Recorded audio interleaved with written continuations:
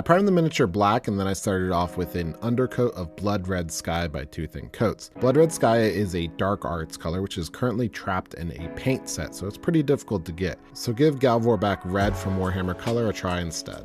We're then going to start with that magenta skin that she has throughout her body, and for that we're going to begin with Royal Cloak by Two Thin Coats. When applying this, you don't need to make a fully saturated coat because we have that undercoat doing a lot of the shadow work that we want to use. So apply it as a base coat, but don't go ham. Let that red be your shadows. Don't paint the bone areas and don't paint those hands as well, as they'll be separate colors.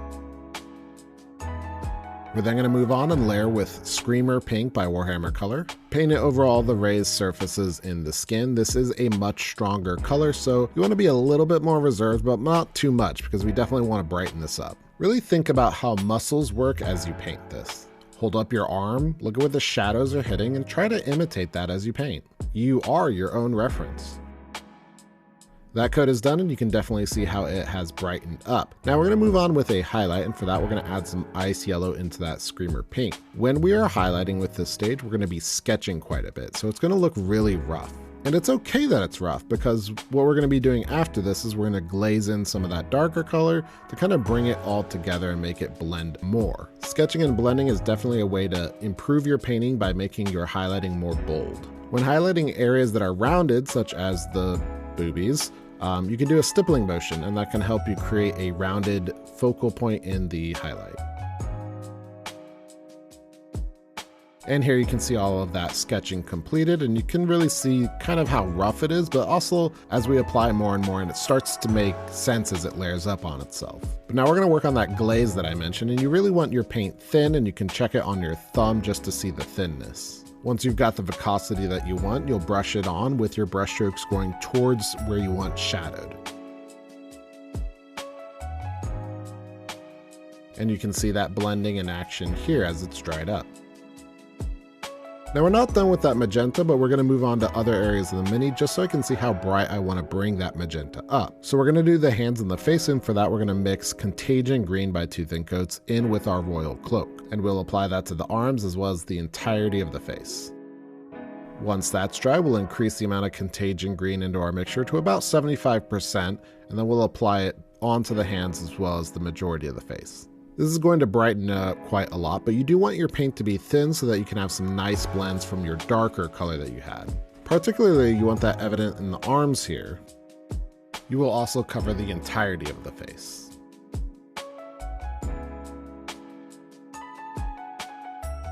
And here you can see that color done, and you can especially see that easy blend that I made on the arm.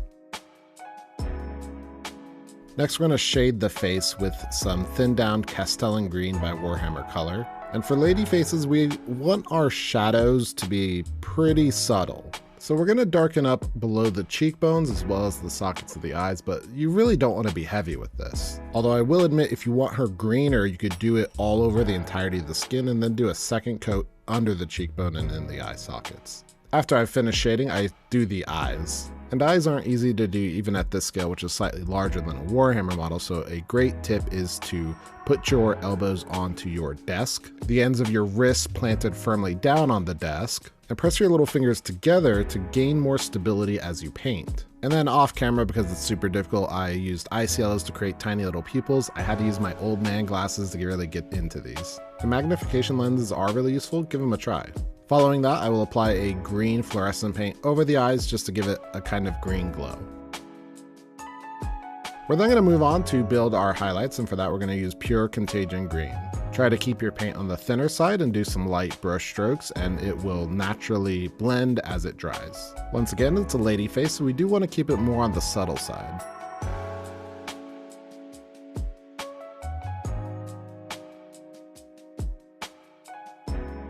Next, we'll build some additional highlights with Zombie Rot by Two Thin Coats. For this, you'll just kind of repeat the process, but you'll do less and have your brush strokes much more refined. It might look a little rough, but if we zoom out, you can really see how well it does look. These are small, and we really shouldn't be looking at these things this close up. For our final highlight, we'll add a little bit of ice yellow into that Zombie Rot and just kind of do some small dots and some key points. The tip of the nose, the tip of the chin, as well as a little bit on the forehead. And you can also see how I highlighted the hands here. So we had brightened up the body, but then after we did all that skin, that green color, it actually didn't look all that bright. So that's one of the reasons why you kind of want to go to separate areas and not just focus on one area too much. So we'll highlight even more with a mixture of Screamer Pink and Ice Yellow. About 25% of the mixture should be Ice Yellow. You can then add a little bit more Ice Yellow in and additionally highlight. And for this, you really want to be reserved because it does get quite bright. So just some small lines on some key points like the kneecap and some bone structure, maybe a little volumetric highlight on that chest. And like I said earlier, we're going to be going back and forth quite a bit, and you should be with your glazes and your highlights to really make it all blend and look nice. Work on it until the blends look nice and the highlights look natural. All right, now we're going to base the bone areas, and for that we're going to mix our royal cloak in with Two Thin Coat's gizmo fur, and that's going to create kind of a weird purplish brown mixture. I saturate this a bit more heavily than I should have because it kind of sacrificed our undercoat, which is a bit of a shame. We're then going to start highlighting those bones with a mixture of the gizmo fur as well as warm gray by AK 3rd Gen, about a 75% favor of that warm gray. And you just want to start picking out those raised bone areas. Once again, keep your paint on the thinner side so that as it dries, it blends more naturally. You can then further highlight by pure warm gray. Take your time here, go slowly, and just work on getting those raised areas.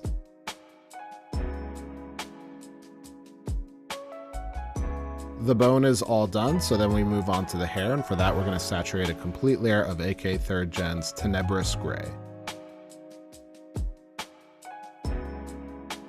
We'll then highlight that with one of my favorite colors, Thornwood Green by P3. With this, we're going to paint each individual strand, and let me tell you, it takes time. It's a little difficult to get everything steady, but don't worry about too many mistakes because we're going to shade it a little bit with some wash anyways. We'll then add some Ice Yellow into that Thornwood Green and just hit the tips of each of the dreads. And realistically, you don't want to highlight all of them, you just want to get those ones closest to the scalp as well as those on the edge of the hair.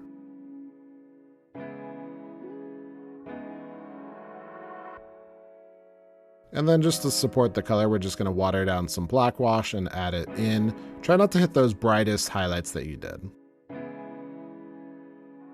All right, and then our hair is complete as well as everything else on the main body. So next we're going to move on to those wings, which was honestly my favorite part to paint.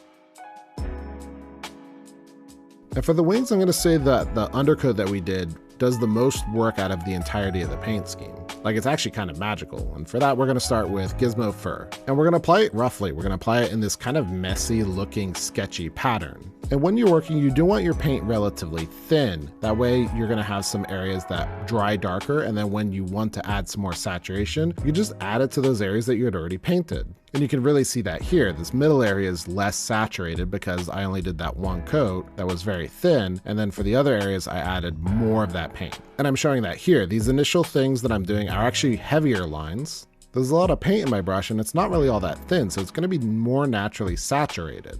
And once I've got that down, what I can do is I can just go and clean out my brush, add some more paint onto it, but also thin out the paint some more with some water. And then as we go to apply that, we can do it in a much lighter fashion, less pressure on the brush. That thinner paint, it really makes it less saturated as it dries. And then the undercoat on top of that really adds a lot of that shadow that you want. And it's honestly such a great way of painting. And you're definitely gonna see me play around with it more in further videos. And here's that first color done on those wings, and it's literally just one color, but it looks like it has so much depth to it. But we're not done there. Of course we want it brighter. And for that, we're going to begin to highlight with Manticore Ochre, also by Two Thin Coats. And effectively, we're going to do basically the same thing that we did with the gizmo fur. We're going to take our time. We're going to sketch it in there with varying degrees of thinness to create easier blends. You can also create texture with your sketching by thin dashes as well as stippling. But because of that work that we did in the previous color, you don't actually have to highlight a whole ton. For example, down here, I'm just highlighting this tip of the bone, and then I leave the entire middle point unhighlighted, and then I just get the other tip of the bone. All right, and now I have that color done, and it's looking very nice, but now I'm gonna be adding a pretty cool effect to it. And we're gonna be adding a very magenta color to it to give it kind of like this kind of blood-soaked look or whatever it is that she has going on with her wings. And for that, we're going to be using Doomfire Magenta, contrast paint by Warhammer Color, and you do want it very, very thin. So you'll be applying it towards the tip of the wings, and you will work in layers. So if you want it more saturated, you could just add a second layer once it's all dried. And then with like a smaller brush, you can add some of that into some of the crevices of the bones. And here you can see it all dried up, but like I said, I added a second coat to those tips. Following that step, we will rebuild some of those areas with our gizmo fur as well as our manticore ochre. Whatever you need to get the job done. We're then going to do some final highlights by adding some ice yellow into our manticore ochre. This is quite bright, so definitely keep the amount of highlighting that you do down to a minimum.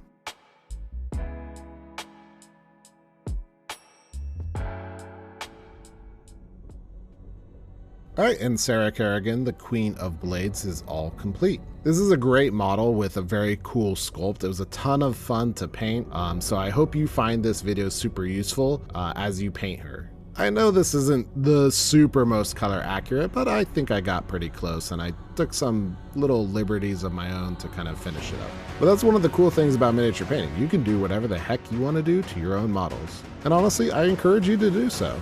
But regardless of all that, if you did like this video, make sure you comment, subscribe, like, share with your friends, all that kind of stuff. And I'll catch you in the next one.